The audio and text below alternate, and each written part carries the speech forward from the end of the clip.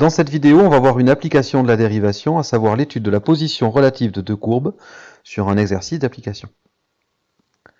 Alors voilà l'énoncé, on considère deux fonctions f et g, toutes deux définies sur R, par d'une part f de x égale x exposant 4 moins 3x plus 1, et d'autre part g de x égale 2x au cube moins 3x moins 1. La question est la suivante, étudier la position relative des courbes représentatives des fonctions f et g. Alors on se souvient que lorsqu'on veut étudier la position relative de deux courbes, il convient d'étudier le signe de la différence de ces deux fonctions. En effet, si la fonction f moins g est positive, alors f sera plus grande que g et donc la courbe de f sera au-dessus de celle de g. Et si f moins g est négative, alors f sera inférieur à g et auquel cas la courbe de f sera en dessous de celle de g. Cela revient donc à montrer que la fonction différence f moins g admet un extrémum. Soit c'est un maximum négatif ou nul, soit c'est un minimum positif ou nul. Il convient donc de dresser le tableau de variation de la fonction f moins g. Donc ça c'est pour la méthode. Pour la résolution de cet exercice, on va commencer par calculer la différence de ces deux fonctions.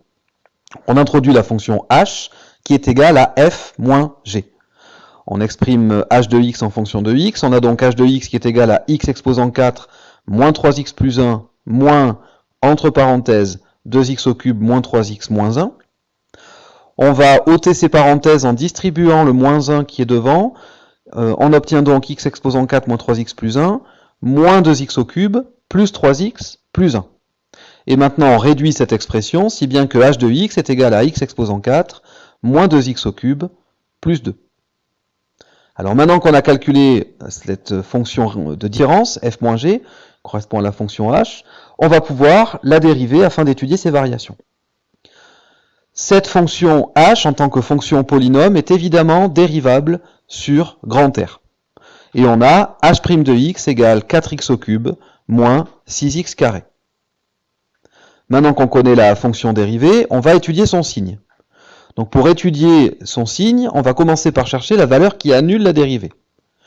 h' de x égale 0 si et seulement si 4x au cube moins 6x carré égale 0. Ici, pour résoudre cette équation, on va pouvoir factoriser par x carré. On obtient donc x carré facteur de 4x moins 6 égale 0.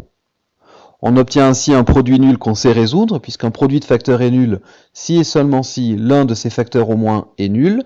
Et donc cette équation est équivalente à celle-ci, x égale 0, ou bien 4x moins 6 égale 0. Et on finit de résoudre cette équation, 4x moins 6 égale 0, on obtient donc x égale 0, ou x égale 1,5.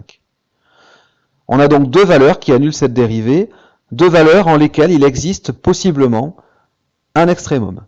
Je vous rappelle que l'existence de l'extrémum est conditionnée par un nombre qui annule la dérivée, mais il faut également que la dérivée change de signe autour de cette valeur.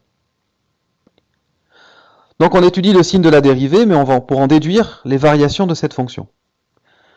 h' de x est donc égal à x carré facteur de 4x moins 6. Ici, x carré étant un nombre positif, on peut en déduire que le signe de h' dépend du signe de la fonction affine 4x moins 6. On obtient donc ce tableau de signes.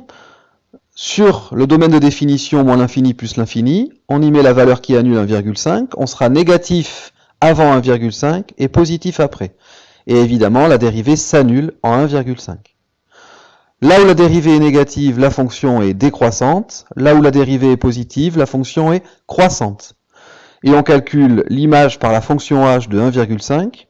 On obtient 0,3125. Qu'est-ce que ça signifie? Ça signifie que ma fonction h admet donc un minimum qui est égal à 0,3125. C'est un minimum positif. Ça veut dire quoi concrètement? Ça veut dire que ma fonction h est toujours supérieure ou égale à 0. Alors ici, strictement supérieure à 0.